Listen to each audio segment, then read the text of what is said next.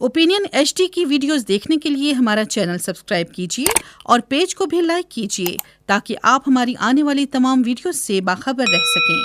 अस्सलाम वालेकुम, मैं हूं मोहम्मद बिलाल रफ़ीक और आप देख रहे हैं ओपिनियन एचडी। आज हम गुफ्तगू करेंगे। हुकूमत तो जो है तरमीम की कोशिशों में मसरूफ़ है, जबकि साथ ही साथ स्पीकर के इंतखाब के लिए भी प्राइम मिनिस्टर कोशां हैं। पीडीएम की पूरी हुकूमत की यही कोशिश है कि जो जो चीज़ें वो चाह रहे हैं, जो प्लान थी, वो हो जाए। दूसरी तरफ माजी करीब में बरसर इक़्तिदार रहने वाली जमात पीटीआई, जिसके मुख्तलिफ धड़े बने और एक फारवर्ड ब्लॉक वहाँ से निकलता है और उसके प्राइम मिनिस्टर आ जाते हैं। अब पीटीआई ओपोजिशन में बैठने के लिए तैयार है। साथ ही साथ पीटीआई ने पार्लिमानी पार्टी के इजलास बुलवाए, स्पीकर का उम्मीदवार भी दे रखा है।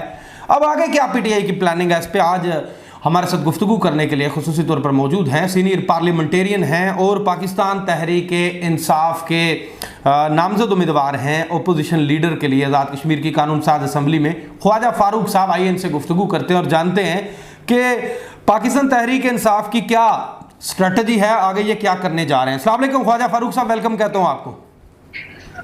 मेहरबानी, शुक्रिया जी, शुक्रिया।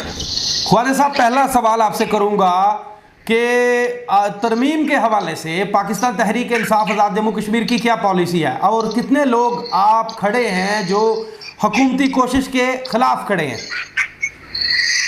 देखिए जी, आपका शुक्रिया, आपने मुझे अपने चैनल पे लिया। बात यह जी, हम हुकूमती कोशिशों के खिलाफ नहीं है।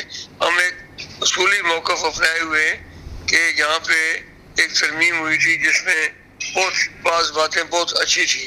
आइन जो होता है इसमें हमेशा तरमीम होती रहती हैं, लेकिन वो अवाम के और रियासत के मुल्क के मफाद में होती हैं। और जब ऐसी तरमीम अपने इक़्तिदार को दुआम बख्शने के लिए या कोई सहूलत लेने के लिए सियासी लिहाज से, तो वो तो ऐसी तरमीम का अवाम को कोई फ़ायदा नहीं होता। अब जो यहाँ पे पीडीएम की हुकूमत बनी है, तो इन्हें चूँकि ये पीपल्स पार्टी भी है, नून लीग भी है, और फिर जो पीटीआई का जो एक फॉरवर्ड ब्लॉक इन्होंने बनाया हुआ है, 19 हमारे पीटीआई के साबका दोस्त जो है वो हैं उसमें, इन सबको उन्होंने अकोमोडेट करना है। तो उसके लिए उन्हें 13वीं तरमीम के तहत जो है वो उज़रा की तादाद एक मुकर्रर थी 16 से आपको नहीं जा सकती। अब वो चाहते हैं कि तरमीम और पाबंदी उठे, हम 25-26 वज़ीर बनाए और फिर पाबंदी खुसूसी की तादाद में इजाफा हो और जो मशीरान है उनकी तादाद में इजाफा हो। ये कोई 35 का एक फिगर है जो स्टेक होल्डर वो बनाना चाहते हैं, speaker, prime minister, deputy speaker समेत ये 25 का फिगर बनता है। तो मैं समझता हूँ कि 4,500 मील का इलाका है। इसमें खुद ये जो साबिक़ वज़ीर-ए-आज़म फारूक हैदर साहब, इन्होंने कहा था मैं तो 12 करना चाहता था, फिर अपनी पार्लिमानी पार्टी की उस वक़्त के हिसाब में मैंने 16 की तादाद में तस्लीम किया था। और ऐसे हमेशा वो अपने कारनामा समझते थे कि मैंने आज़ाद कश्मीर में एक बुनियादी अच्छी बात थी, उन्होंने अगर ऐसी बात की थी, लेकिन अब मैं समझता हूँ उन्हें ही इसका तहफ़्फ़ुज़ भी करना चाहिए। अब उनकी पार्टी हुकूमत में मौजूद है और वो तरमीम के हक़ में, और इसमें बाद और ऐसी कंट्रोवर्शियल बातें जिसपे मैं समझता हूँ कि शायद एक बड़े ग्रैंड डायलॉग की जरूरत है। इस पर ऑल पार्टीज कॉन्फ्रेंस को बुलाना चाहिए। जो जमातें असम्बली में नहीं है उनसे भी वो जो मुतवक्को तरमीम है उस बारे में बात करनी चाहिए। लेकिन सर-ए-दस्त जो तरमीम करने के लिए हुकूमत को आती है ऐसी अक्सरियत चाहिए, वो उनके पास मौजूद नहीं है। क्योंकि शुनीद है कि मुस्लिम लीग नून के जो पार्लिमानी लीडर हैं उन्होंने चौधरी नवाज साहब को बाखबर कर दिया, मतलब कर दिया जी हम इस तरमीम में आपका साथ नहीं देते। तो 7 वोट जब कम हो गए, 36 चाहिए, वो 36 की मतलूबा अक्सरियत इस वक्त ये जो पीडीएम की हुकूमत है उनको हासिल नहीं है। तो जब वो हासिल नहीं होगी तो तरमीम नहीं होगी, तो इसलिए काबीना नहीं बन सकी। 20 तारीख से प्राइम मिनिस्टर साहब जो है वो बादनी के वो कश्मीर हाउस में तशरीफ फरमा है और फिर बजट है, ये 1 महीना आपका बजट का रह गया है, माली साल का रह गया, आपके पास पैसे मौजूद हैं, आप बड़े फख्र के साथ ये कहते हैं जी कि मैं इतने पैसे ले आया।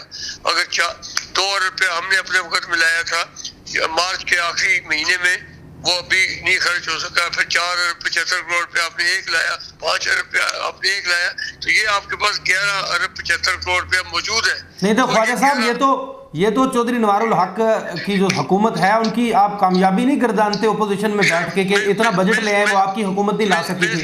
मैं सर अगर ये कामयाबी है तो मैं इसका एक और पहलू भी है कि हमारा बजट है, डेवलपमेंट का बजट है 28 बिलियन का सर, 28 अरब का। तो उसमें से जो पीटीआई की गवर्नमेंट थी 12 अरब रुपया हमें मिला था। तो मैं मार्च के आखिरी दिनों में मैं माजिद खान साहब और चौधरी रशीद साहब हम वाकई सेक्रेटरी से मिले थे और 2 एडिशनल सेक्रेटरी स्पेशल सेक्रेटरी मौजूद थे। बड़ी मुश्किल से उन्होंने 2 अरब रुपया देने पे आमादगी जाहिर की थी, उसमें पीटीआई की गवर्नमेंट थी, यानी 12 अरब में 2 अरब रुपया, यानी फिर भी हमारा 14 अरब रुपया रहता था। अब अगर ये कामयाबी इसे दिला रहे हैं तो इसका एक और पहलू भी है कि इसका मतलब है पीडीएम की पाकिस्तान में जो पीडीएम गवर्नमेंट है उसने फिर हमारे फंड जानबूझ के रोके हुए थे। हमें तो उसको कहा गया था पैसे नहीं है। अब मेरा सवाल ये बनता है कि फिर अगर पैसे नहीं है तो ये 9 अरब 75 करोड़ रुपया कहाँ से आ गया जो इन्होंने उनको दे दिया? और इसका मतलब वो तहरीक इंसाफ की हुकूमत को पैसे नहीं देना चाहते। चले ये अच्छा हुआ, हम कहते हैं कि चले किसी बहाने हमें नहीं देना चाहते, पैसे तो आए। अब ये इसको तो 11 अरब 75 करोड़ रुपया है हुकूमत आजाद कश्मीर की टीवी बना हुआ, तो ये क्या 1 महीने में हम खर्च कर सकेंगे? हम कश्मीर हाउस से बैठे थे। इसलिए मैं मुतालबा करता हूँ चौधरी नवाज साहब से को बात जाए, वहाँ पे कैंप लगाए, जमकर वहाँ पे बैठे और पूरी ब्यूरोक्रेसी को मुतहर्रिक करें। अपने जो उनके एमएलए हैं, अपने जो वज़रा हैं, बेशक काबीना अगर नहीं बनती ना बनाए, स्पीकर का इंतखाब अब अगर नहीं होता ना हो। अभी पहले तो आपके 12 अरब रुपया जो आपने खर्च करना है इसको खर्च करें।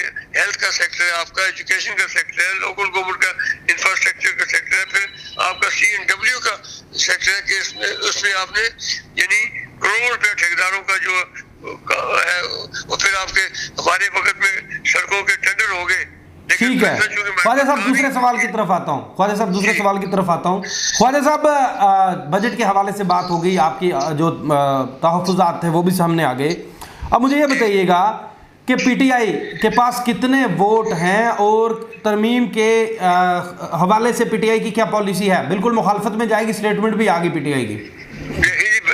हमारा एक उसूली फैसला है, हमारे 12 इस वक्त हम मेंबर हैं पीटीआई के, जो हमारा परसों भी एक मीटिंग हुई हमारी, उससे पहले भी 2-3 मीटिंग हो चुकी हैं। 12 मेंबर हैं, 2 हमारे जो और असलम इब्राहिम साहब है, उस्ताद खान साहब, उन्होंने भी सेक्रेटरी असम्बली को ये इतला दे दिया है कि हम अपोजिशन बेंचों में बैठना चाहते हैं। सर दस तो हम 14 मेंबर्स हैं और 14 मेंबर्स अगर इकट्ठे रहेंगे तो फिर ये तरमीम नहीं कर सकते, क्योंकि मुस्लिम लीग नून ने भी, अगर मुस्लिम लीग नून बशीर जमात इनका साथ दे फिर ये मुश्किल 36 वोट इनके पूरे होते हैं। लेकिन मुस्लिम लीग नून ने भी कहा, ऑन रिकॉर्ड ये कहा जी कि हम इस तरमीम के हक में नहीं है। तो फिर सर ये तरमीम जो नहीं हो सकती। लेकिन पीटीआई का उसूली मौक़िफ़ ये है, हम किसी ऐसी तरमीम जिससे वज़रा की तादाद, मशीरान की तादाद में इजाफा करना मकसूद हो, इससे आम आदमी को कोई फ़र्क नहीं पड़ता। फिर एक और मैं राज करूँ सर, इसको तरमीम से ज़्यादा ये आपके 21-22 को जो वहाँ पे श्रीनगर में जो कॉन्फ्रेंस हो रही है, इसके मतलब हुकूमत को गौर खोज करना चाहिए, इस पर एहतजाज करना चाहिए। इस्लामाबाद में जो सफारतखाने सफीर हमारे मौजूद हैं मुख्तलिफ मुल्कों के, उनको जाके एहतजाज करना चाहिए। आज़ाद की असम्बली का इजलास बुला के इस पर एक जोरदार मौक़िफ़ लेना चाहिए, पीएसी की क़यादत को बुलाना चाहिए। उधर तो किसी की तवज्जो नहीं है, सारी तवज्जो जो कश्मीर हाउस में जो हो रही है वो सिर्फ ये हो रही है जी कि मेंबर्स की 36 मेंबर कैसे पूरे किए जाएं और उसमें हर मेंबर को लालच दी जा रही है। तो इसलिए जहाँ तक तहरीक इंसाफ का तल्लुक है, मुझे मेरे कायद इमरान खान साहब ने मुझे अपोजिशन लीडर नामजद किया, तो मेरे सारे जो हमारे मेंबर्स हैं हम सब का इस बात पे कंसेंसस है, हम किसी ऐसी तरमीम ठीक है वोट नहीं करेंगे सर। ठीक है ख्वाजा साहब, इसके अलावा ये बताइएगा, कल सरदार तनवीर इलियास खान जो आपकी पार्टी के साबिक सदर थे, साबिक वज़ीर आज़म थे, उन्होंने एक इंटरव्यू में ये बात की कि उन्होंने बहुत सारे पैसे खर्चे हैं इलेक्शन के ऊपर, हुकूमत बनाने के ऊपर, पीटीआई को मजबूत करने के लिए। तो अब क्या आप क्या समझते हैं, वो फ्यूचर में कोई ऐसा प्लान तो नहीं रखते कि वो पीटीआई को छोड़ जाएंगे? नहीं सर, अभी तक ऐसी उनकी जिस इंटरव्यू को मैंने सुना है उसमें 3-4 दिन कबल सरदार तनवीर इलियास साहब ने कहा है कि मैं जमातों में इख्तलाफात होते रहते हैं और अपना अपना नजर होता है, लेकिन उन्होंने तो कहा कि मैं पीटीआई के साथ हूँ और पीटीआई को मैं छोड़ने का तस्वर नहीं कर सकता। इख्तलाफात की उन्होंने बात की और इख्तलाफात तो सके भाइयों में भी होते रहते हैं और इसमें जमहूरियत का हुस्न ही है। तो इस वक्त तक तनवीर इलियास साहब जो है वो हमारे साथ है और मैं समझता हूँ कि उनके साथ रहने से जहाँ पे सियासी गलतियाँ होती रहती हैं, मैं भी उनकी काबीना में वजीर रहा हूँ, गलतियाँ हमसे भी होती रहती हैं, लेकिन गलतियों का ये मतलब नहीं है कि हमको पीटीआई को छोड़ जाए। इसको तो भाई उनकी जो चाची साहब है शाहिदा सगीर साहबा, वो हमारी पार्लिमानी पार्टी में बैठी है, बल्कि उन्होंने आज खुद सेक्रेटरी असेंबली को फोन करके ये कह दिया जी कि मेरी सीट जो अपोजिशन बेंचों में लगाना। तो इसलिए ये जब इस किस्म की हकीकत हो तो उससे मैं नहीं समझता कि सरदार तनवीर इलियास साहब की मर्जी के बगैर वो ऐसा फोन। वस्ती बाग का जो इलेक्शन है, जो सरदार तनवीर साहब के नायल होने के बाद जो नशिस्त खाली हुई है, जो इंतखाब होने जा रहा है, उसमें पीटीआई की क्या पॉलिसी है? कहाँ किसको टिकट दिया जा रहा है? कितनी दरखास्तें मुताबिक? कल हमारे पास 7 उम्मीदवारों ने दरखास्तें दी है। कल उनके इंटरव्यू जो है वो किए गए पीटीआई के दफ्तर है वहाँ पे, और उन्होंने सदर साहब ने और जो जनरल सेक्रेटरी है उन्होंने सिफारिशात जो है मदर पार्टी को भेज दी है।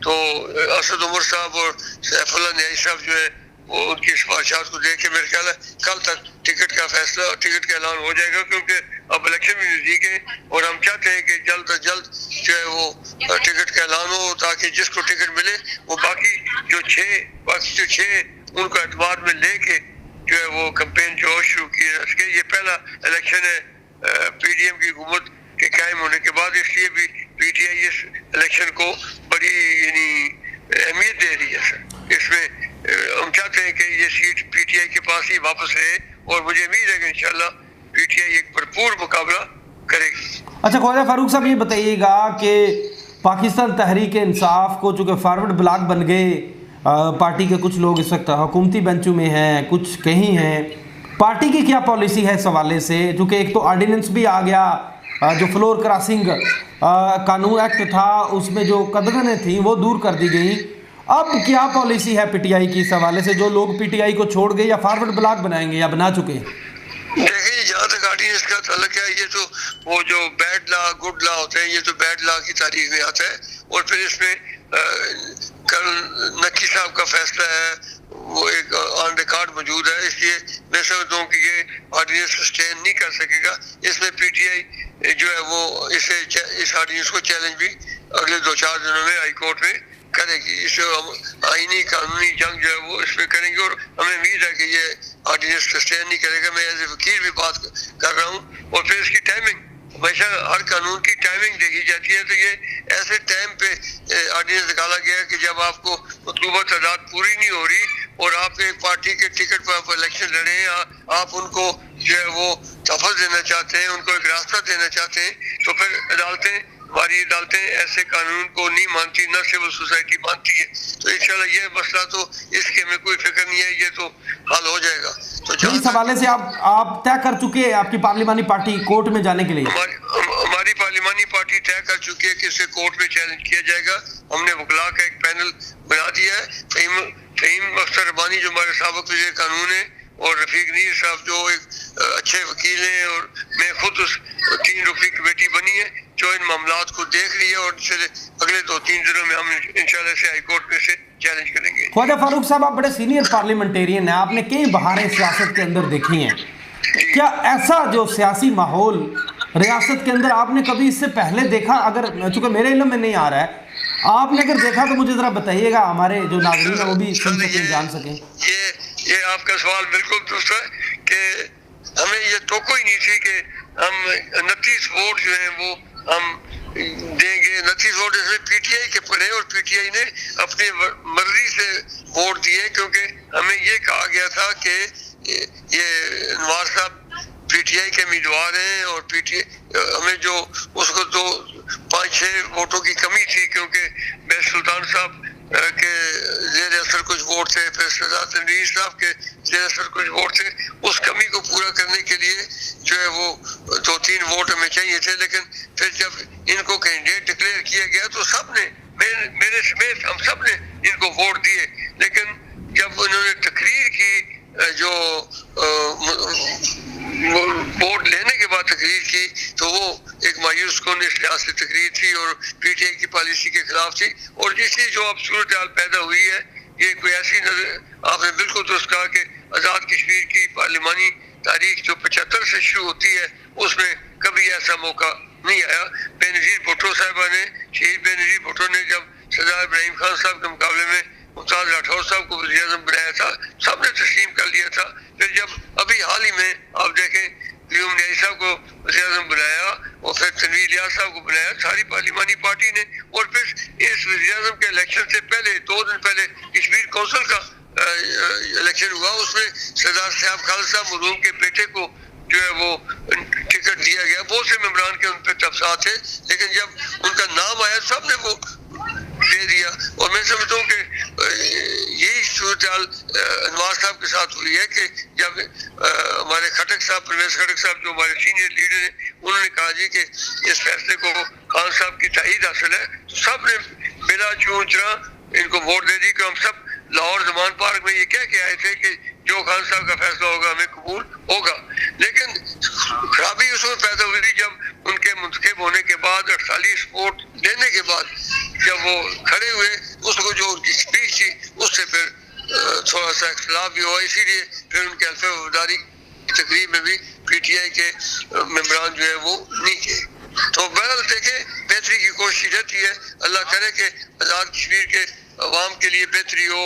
महंगाई है और फिर तनाज़ुर कश्मीर में आप देखें, मसला कश्मीर के तनाज़ुर से देखें, हम चाहते हैं कि सूरत हाल ऐसी पैदा हो कि आज़ाद कश्मीर के अवाम को जो है वो एक गुड गवर्नेंस मिले, आज़ाद कश्मीर के अवाम को एक चैन वाली हुकूमत मिले। बस ये तुम्हें कहूँगा। और मुझे साहब आखिरी सवाल करूंगा आपसे, पीटीआई को मजबूत करने के लिए, दोबारा से फाल करने के लिए क्या प्लानिंग्स कर रखी हैं? क्योंकि माजी में आपके कारकुनान तो बड़े तहफ़्फ़ुज़ात का इज़हार किया करते थे, अब उन रूठे हुए कारकुनान को कैसे यूनाइट करेंगे? अब आगे क्या प्लानिंग होगी, ये मुझे मुख्तसर सा जवाब दीजिएगा इसका। मैं तक कहूँगा सर कि हम इंशाल्लाह जमात को तंजीम नो कर रहे हैं। सिर्फ हम ये चाहते हैं कि ये थोड़ा से ये जो असम्बली के इश्यूज हैं ये सेटल हो जाए, फिर हम पूरे आज़ाद कश्मीर में निकलेंगे। और हम तो, हमारी कोशिश बल्कि ये भी है, जो हमारे दोस्त हैं इस वक्त 19 दोस्त हैं, हमारे ही दोस्त हैं, पीटीआई की टिकट पर ये बने।